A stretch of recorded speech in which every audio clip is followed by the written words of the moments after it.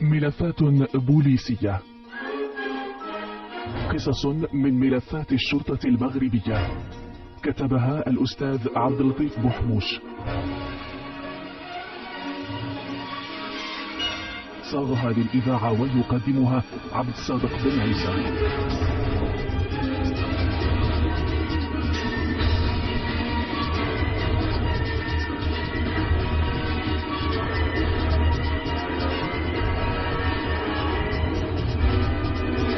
ملفات بوليسية. القصص التي نقدم لكم هي من صلب الواقع. تعمدنا تغيير أسماء الأشخاص وأحيانا الأماكن، وإذا ما وقع تشابه أو تطابق في الأسماء أو الوقائع فإنه من باب الصدفة ليس إلا. ملفات بوليسية.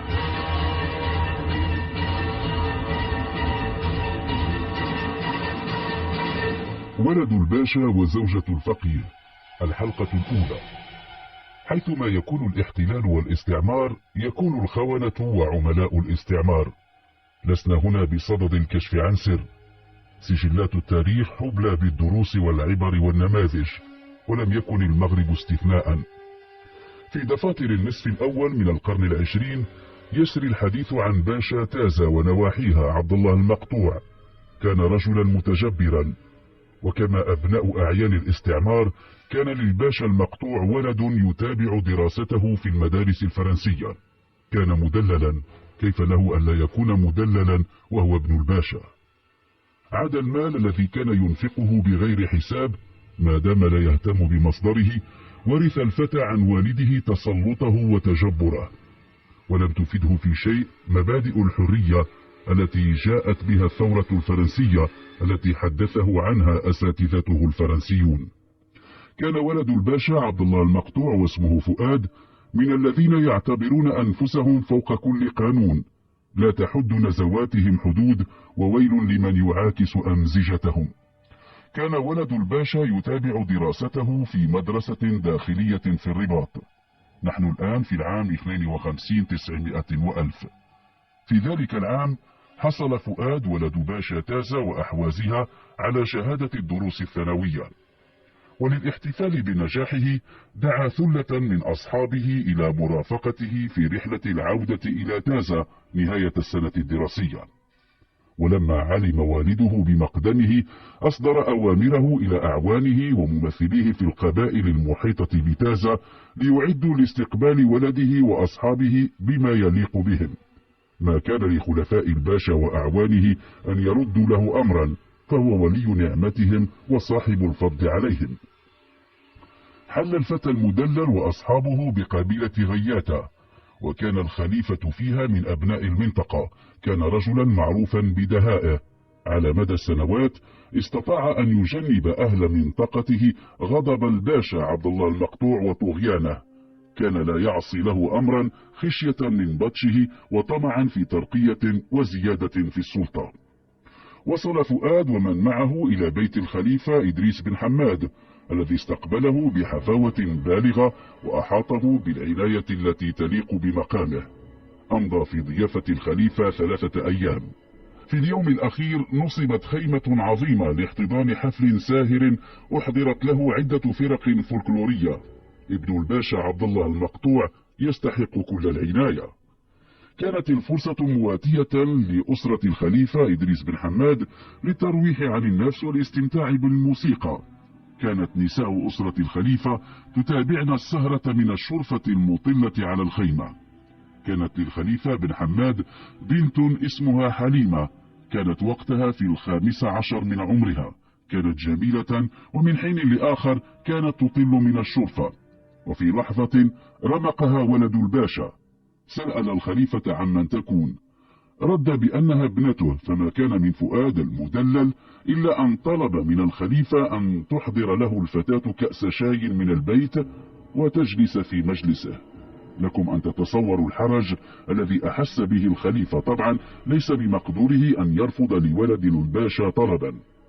تسلل الخليفة إلى منزله، ذهب إلى زوجته يطلب منها أن تقنع حليمة بأن تحمل صينية الشاي إلى مجلس ولد الباشا.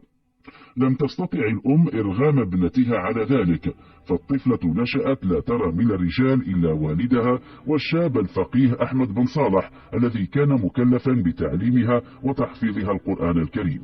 وبعد شهد جيد نزلت الفتاة عند رغبة أبيها، فقد رأته للمرة الأولى في حياتها يرتجف خوفا.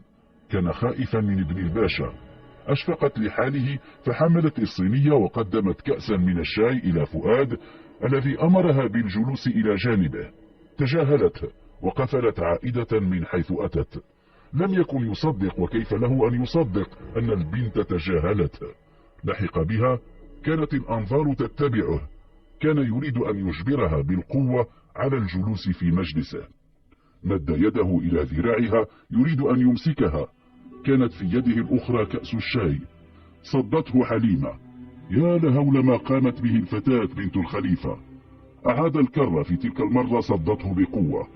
انقلب كأس الشاي الساخن وانسكب ما كان به على وجه الفتى المدلل فؤاد ولد الباشا عبد الله المقطوع. يا للجريمة. جمع أصحابه وغادر ساخطا على الخليفة. مضى وهو يهدد بأنها ستأتيه صاغرة ذليلة.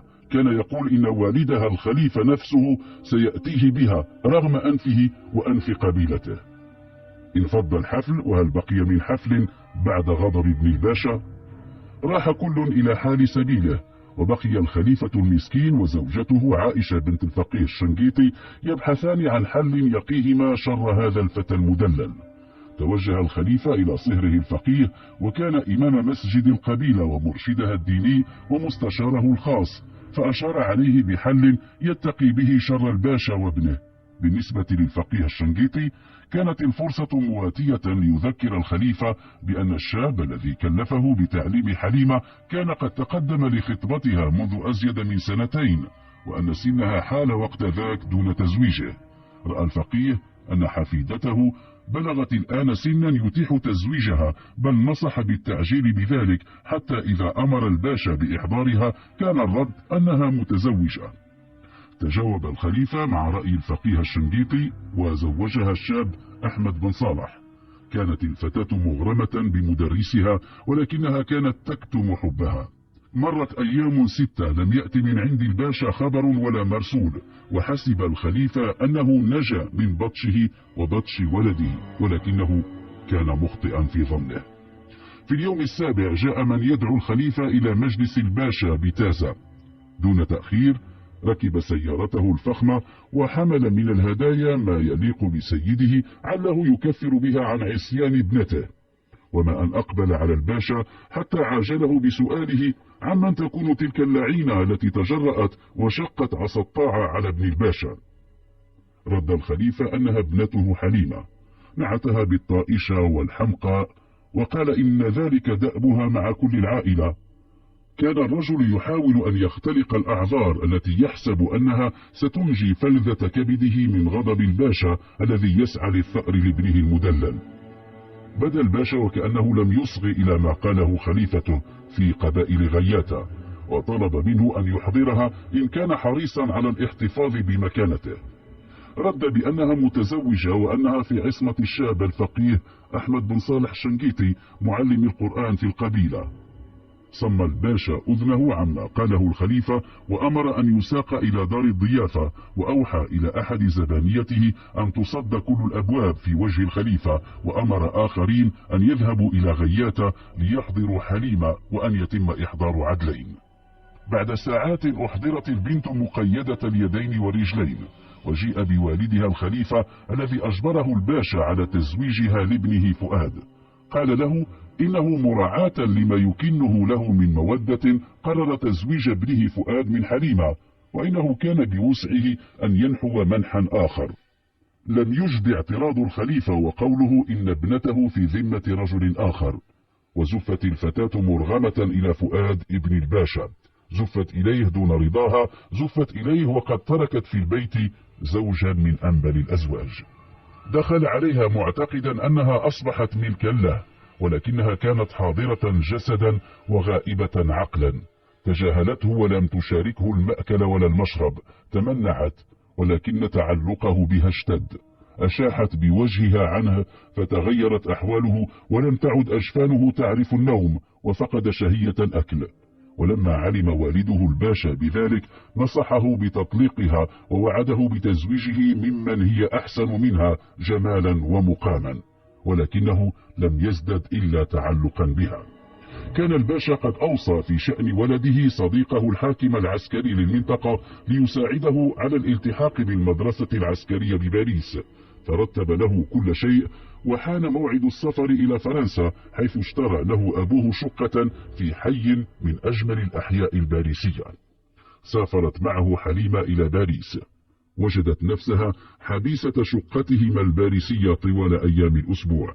لم تكن تعرف كلمة واحدة من الفرنسية، ولكن صديقا لفؤاد وجهها إلى مدرسة خاصة قريبة من المنزل. وجدت في تلك المدرسة متنفسا للخروج من تعاستها وطريقة للتواصل مع أفراد المجتمع الجديد. وفي الوقت الذي كان فؤاد يتابع دراسته في فنون الحرب، غايته التخرج برتبة ضابط، كانت حليمة تأخذ نصيبا من التعليم. في شهور تعلمت من الفرنسية ما يتيح لها التواصل مع محيطها الجديد، وأيضا قراءة الكتب. أقبلت على القراءة بنهم شديد. كانت تتابع أخبار أسرتها من خلال مراسلاتها مع أحد الأقارب. كانت جل أخبارهم سارة إلا ما تعلق بزوجها وحبيبها الفقيه، الذي أصيب بانهيار عصبي وأدخل إلى المارستان بفاس. هناك ازدادت حالته تدهورا، ولكن أقارب له جاءوا من شنقيط وأخذوه إلى وجهة مجهولة. غدا نكمل القصة. ملفات بوليسية.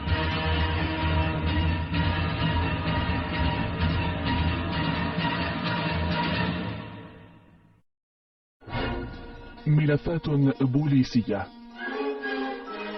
قصص من ملفات الشرطة المغربية، كتبها الأستاذ عبد اللطيف بوحموش، صاغها للإذاعة ويقدمها عبد الصادق بن عيسى.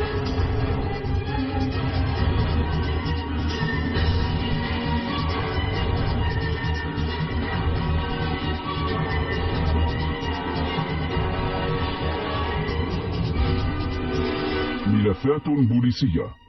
القصص التي نقدم لكم هي من صلب الواقع. تعمدنا تغيير أسماء الأشخاص وأحيانا الأماكن، وإذا ما وقع تشابه أو تطابق في الأسماء أو الوقائع فإنه من باب الصدفة ليس إلا. ملفات بوليسية.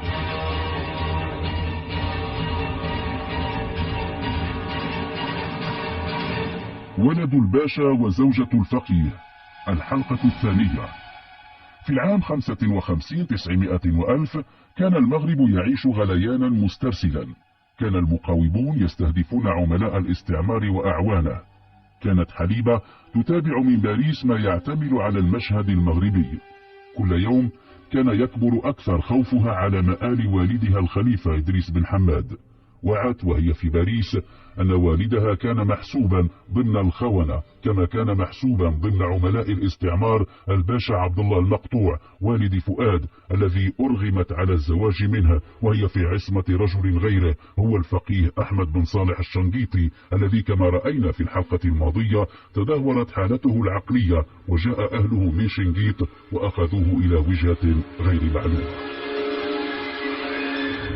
حصل المغرب على الاستقلال، وتبخر الخونة واختفوا من مواقعهم. عدد منهم سعى إلى التلفع بدفاع ينسجم مع الفجر الجديد ويتماهى معه. كان في جملة من اختفوا من المشهد والد حليمة الخليفة إدريس بن حماد، الذي اصطحب معه والدتها وأخاها وأختها. طال الأمد ولم تتوصل بخبر يطمئنها عن مآلهم. زادها ذلك حزنا على حزن يلازمها منذ أن أجبرت على فراق زوجها الفقيه بن صالح الشنقيطي. في خضم تلك التطورات تخرج فؤاد من المدرسة العسكرية بباريس. كان محظوظا إذ تم ترشيحه ليكون من الأوائل الذين أدرجوا في لوائح الضباط الذين سيشكلون النواة الأولى للجيش المغربي. وكان والده قد أبلغه في إحدى رسائله أنه استطاع بفضل أحد أصدقائه الفرنسيين أن يشتري له ضيعة تقع بين القنيطرة والرباط بها منزل محترم. أبلغه أنه لجأ إليها بمفرده وهو في مأمن بفضل صديقه الذي يسهر على راحته ويحضر له كل ما يحتاج إليها، كما حثه على كتمان السر إلى غاية أن يعود إلى بلاده. في العام 56 900 وألف وقد استعاد المغرب استقلاله، عاد فؤاد إلى الرباط مع حليمة. فبينما كان هو يعلم مكان وجود والده، كانت هي لا تعلم شيئا عن مصير أسرتها ولا عن مآل زوجها الفقيه. بدت وقد استسلمت لقدرها، إذ لم يكن لها مفر من معاشرة فؤاد القبطان فؤاد الذي تم إلحاقه بالقيادة العليا بالرباط. مكنه منصبه من أن يلتحق بوالده، وبالمال الذي كان قد تمكن من إخفائه حين فراره اشترى منزلا فسيحا في حي الليمون، ضم إليه والده وأبقاه متواريا عن الأنظار. ورغم الحقد الذي تكينه للوالد والابن معا، لم ترد حليمة أن تبلغ عن مكان وجود الباشا الخائن، بل سعت بكل الوسائل أن تجعل مقامه في كنف ابنه في منأى عن الأخطار، وكأنها بذلك تقوم بما لم تسعفها الظروف للقيام به تجاه والدها. استقرت الأوضاع في المغرب، وصعد نجم فؤاد وكثرت أشغاله، حتى أنه لم يعد يجد وقتا لمواساة والده الذي تدهورت صحته، ولم يعد يقوى على الخروج حتى إلى الحديقة، بل لا يكاد يبرح الجناح الخاص به في الفيلا خوفا من أن يراه أحد ويبلغ عنه، ما دام اسمه مدرجا في لائحة الخونة الذين صادرت الدولة أملاكهم. وكانت حليمة الملاذ الأخير للباشا عبد الله المقطوع، تسهر على أن يتناول دواءه في الأوقات المحددة. لم يرزق فؤاد الولد من حليمة، ولم تسعى هي إلى ذلك. كانت راضية لأنها في قرارة نفسها لم تكن ترغب في ولد من فؤاد الذي ازدادت مشاغله، ولم يعد يأتي إلى البيت إلا في وقت متأخر من الليل وهو في حالة سكر متقدمة، ينام بمجرد وصوله. في ليلة باردة من فبراير من العام 58 900 وألف مات الباشا عبد الله المقطوع. كانت حليمة وحدها حاضرة إلى جانبه، تحاول أن تخفف عنه سكرات الموت وتذكره بنطق الشهادتين. تأثر لذلك، بكى وهو يحتضر. كان يود لو يستطيع طلب الصفح منها، ولكن قبل أن يودع الدنيا أشار إليها أن تفتح صندوقا كان بالقرب منه يودعه أشياءه الخاصة، وأن تخرج منه كيسا صغيرا. أفهمها أنه يهبها ما بداخل الكيس. أخذته ولم تفتش ما بداخله، وبعد لحظات أسلم الرجل الروح. ولم يأتي ابنه فؤاد إلا بعد منتصف الليل سكرانا كعادته. أخبرته بموت والده. كان للخبر وقع طعنة السكين. خر أرضا يبكي كالطفل. في تلك الليلة رغم كثرة ما تناوله من خمر لم يغمض له جفن، كان يبكي كالطفل. وفي الصباح هاتف أحد زملائه الذي تكلف بالجنازة التي مرت فيما يشبه السرية. تمضي الأيام رتيبة، لم تتمكن حليمة من الوصول إلى خبر عن حبيبها الفقيه بن صالح الشنقيطي، بالرغم من أنها أنفقت الكثير من مال فؤاد. تغير الكثير من مظهرها. بنت الخليفة بن دريس صارت امرأة عصرية، لم تعد تلك الفتاة الخجولة. راحت ترتدي من الملابس أفخرها، وتنتقي من الجواهر أغلاها، ومن المجلات والكتب ما تملأ به فراغا قاتلا يتركه تفرغ زوجها الكامل لوظيفته. ستعلم لاحقا أن الفقيه أحمد بن صالح بقي في ضيافة أبناء عمه بالدار البيضاء حتى شفي من مرضه، وانخرط معهم في تجارتهم. ذات يوم علم عبر الصحف أن الكوماندار فؤاد المقطوع كان في استقبال وفد من الضباط الأمريكيين حلوا بالمغرب في زيارة صداقة. هاجت في داخله ذكريات مريرة، فالكوماندار فؤاد هو الذي أخذ منه زوجته، وعليه أن يثأر لكرامته. كذلك فكر وهو يستشيط غضبا. أعد العدة وحصل على بطاقة تعريف مزورة لم يعد فيها لبن صلاح أثر، واتخذ لنفسه لقبا في الحالة المدنية وأصبح يتسمى إدريس باللفقية. شد الرحال إلى الرباط يقتفي أثر غريمه، لا شيء يهمه سوى الانتقام، وإذا أمكن إنقاذ زوجته. بعد بضعة أيام تمكن من معرفة مكان عمل الكوماندار فؤاد، غير أنه لم يستطع أن يصل إليه لصعوبة الدخول إلى مقر القيادة العليا لغير العسكريين أو من يدخل في معاملة معهم. مقابل ذلك استطاع معرفة مقر سكناه بعدما تأكد من صورة السائق الذي يقود سيارته. تتبع خطواته على مدى 10 أيام. كان أثناء ذلك يبيت متنكرا في أحد الفنادق القديمة في حي السويقة. صارت له لحية كثة تغطي ملامحه. تعمد عدم تغيير ملابسه حتى بدا من المتسولين، وبهذه الطريقة أصبح من السهل عليه أن يتحرك في حي الليمون، بل وأن يتربص ساعات وساعات. على مدى 6 أيام لم يرصد أثرا لحليمة، وكاد أن يتخلى عن الأمر لولا أنه رأى ذات صباح ربيعي سيدة بالزي العصري تخرج من الفيلا وتذهب راجلة رفقة امرأة تظهر أنها خادمتها إلى السوق البلدي. اقترب منهما يسترق السمع، فاجأه أن السيدة الأنيقة ليست إلا حبيبته حليمة. اقترب منها يطلب صدقة.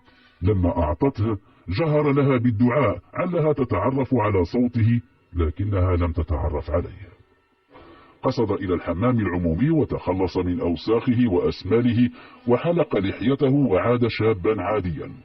توجه نحو ثكنة مولاي إسماعيل يريد الانخراط في الجندية متطوعا ل4 سنوات. كان مستواه التعليمي يؤهله لذلك. بعد حين كان مع زمرة من الجنود الجدد يخضع لتدريب مكثف. تخصص في المحاسبة. كان يعلم أن ذلك التخصص سيصل به إلى القيادة العليا، وسيكون بوسعه أن ينفذ خطة رسمها للثأر والانتقام من فؤاد بن الباشا المقطوع. كان له ذلك، وبعد أقل من سنة كان مؤهلا في ميدان المحاسبة، ووجه بطلب منه إلى القيادة العليا، حيث شاءت الأقدار أن يكون أقرب من غريمه. التحق بعمله الجديد وأبان عن انضباط وطاعة لرؤسائه، ما أهله لدخول مكتب المحاسبة الذي يتعامل مباشرة مع فؤاد الذي يعتبر الآن رئيسه الأعلى. أصبح الآن يخطط للاقتراب منها. كان يفتقر إلى مساندة من شخص واحد، هو حليمة، التي كان أيام العطل الأسبوعية يسعى للاقتراب منها خلسة، متنكرا في صفة متسول متشرد. واصل بذل الجهود ليصبح مساعدا للمحاسب الأول. استطاع أن يلفت إليه الأنظار. كان أول من يحضر إلى مكتبه وآخر من يغادر. اقترب عيد الأضحى، وكانت المصلحة التي يسهر عليها الكوماندار فؤاد تتكفل باقتناء أكباش العيد للضباط والجنود العاملين في القيادة العليا.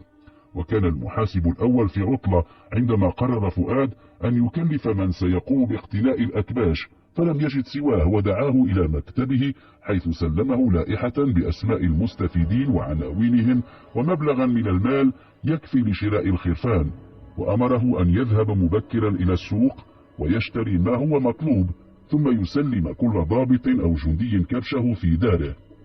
أخذ المبلغ والقائمة وسلم عليه سلام الجندي المطيع، وانسحب متوجها نحو الباب.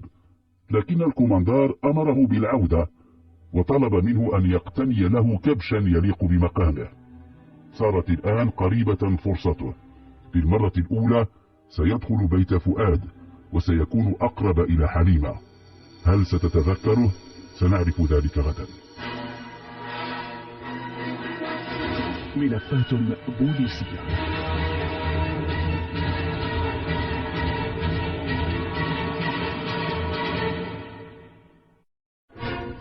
ملفات بوليسية،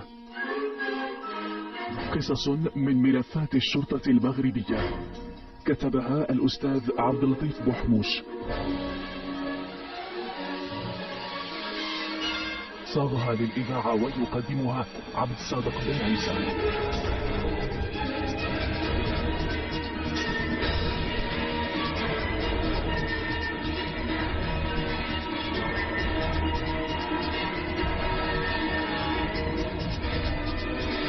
ملفات بوليسية، القصص التي نقدم لكم هي من صلب الواقع، تعمدنا تغيير أسماء الأشخاص وأحيانا الأماكن، وإذا ما وقع تشابه أو تطابق في الأسماء أو الوقائع فإنه من باب الصدفة ليس إلا. ملفات بوليسية.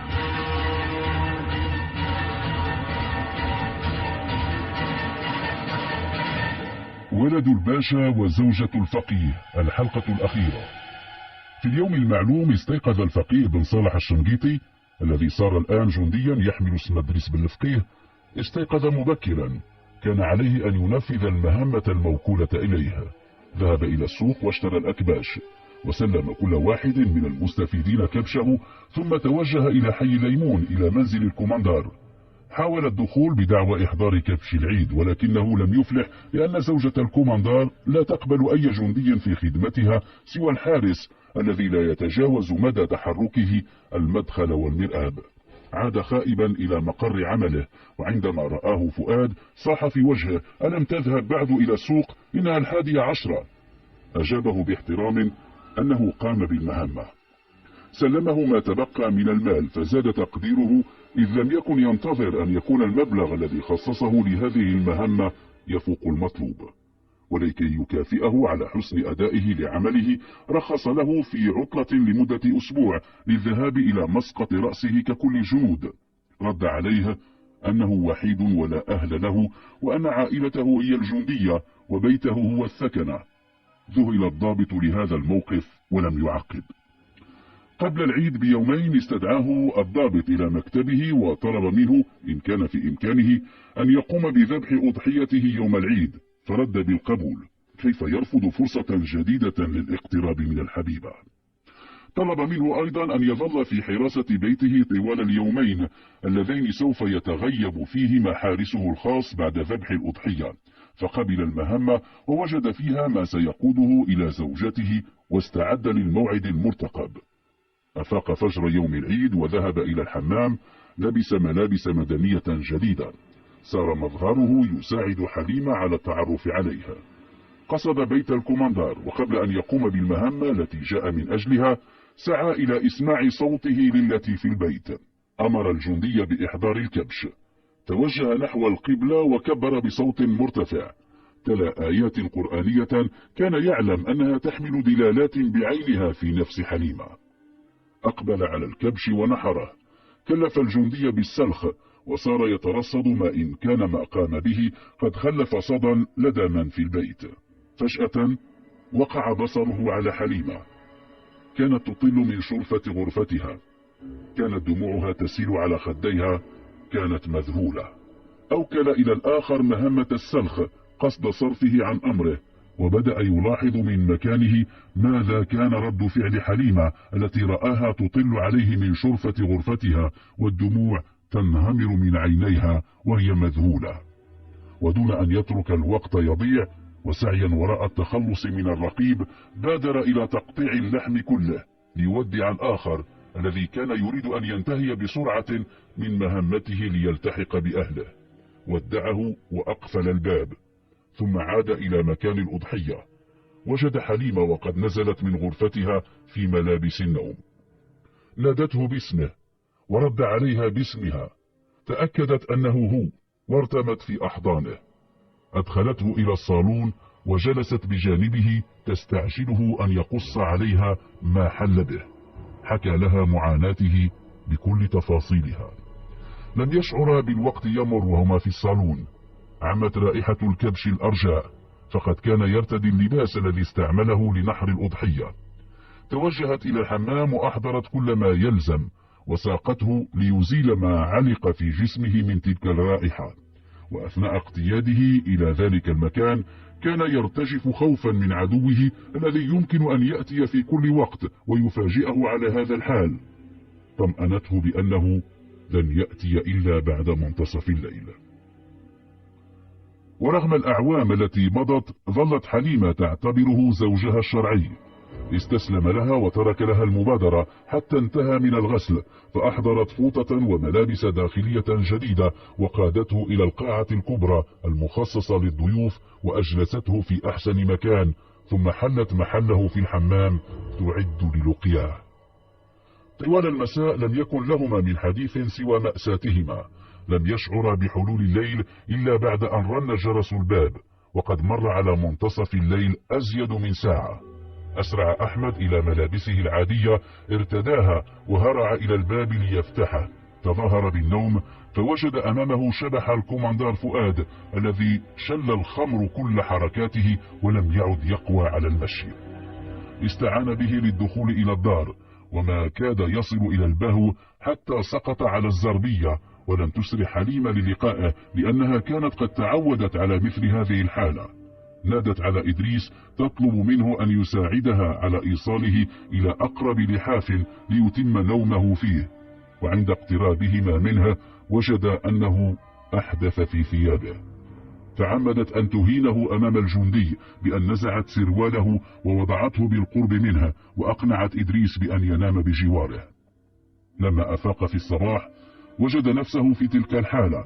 أسرع إلى الحمام تحت أنظار الجندي الذي تظاهر بغض الطرف، وأسرع إلى المكان المخصص للحارس في انتظار ما قد يقع مستعدا للأسوأ، ولكن شيئا لم يحدث، حيث سرعان ما خرج الضابط من الحمام وصعد إلى غرفة نومه، ارتدى ملابس عسكرية نظيفة وهرع إلى السيارة مخبرا حليمة أنه متوجه إلى القنيطرة حيث سيقضي يومه. أدار محرك السيارة وانطلق. أقفل أحمد الباب وعاد إلى حبيبته التي تزينت له.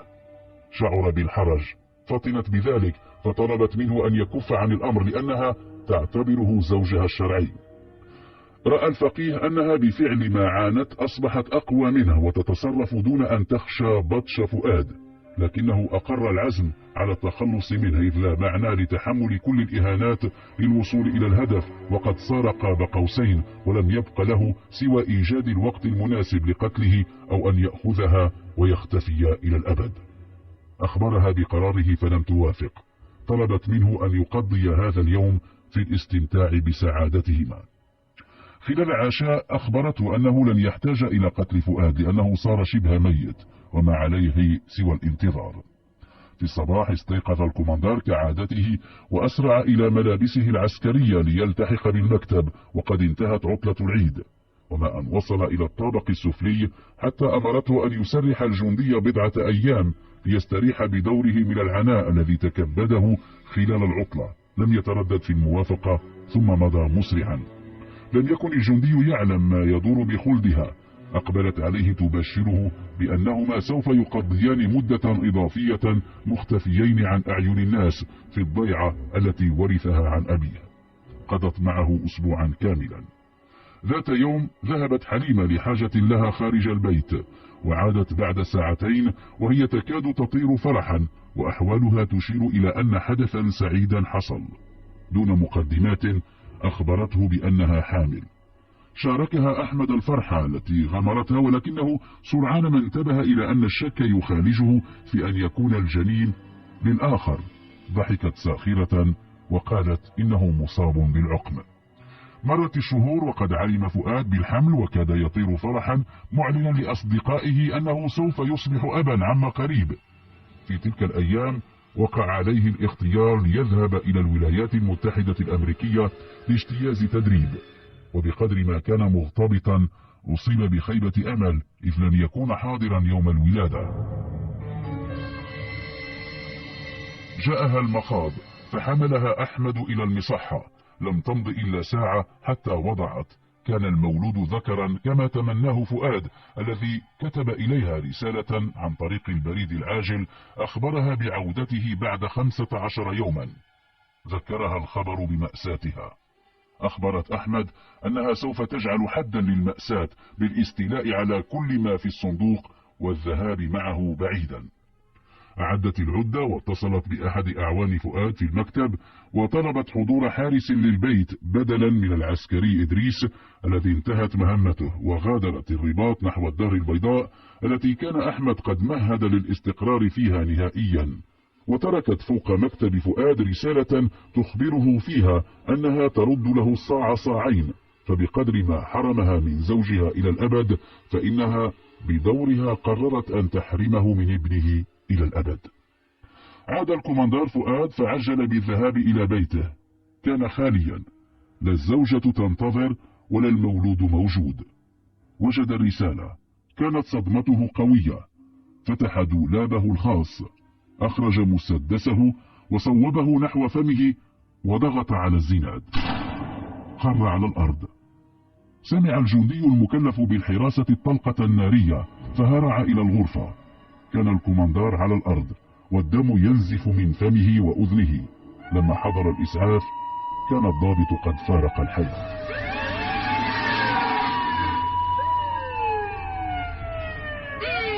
حضرت الشرطة ووقع إبلاغ القيادة العليا بانتحار الكوماندار فؤاد. هب جماعة من الضباط السامين اطلعوا على الرسالة التي تركتها حليمة، سعوا إلى تحميلها مسؤولية انتحاره، وصدرت في شأنها مذكرة بحث على المستوى الوطني.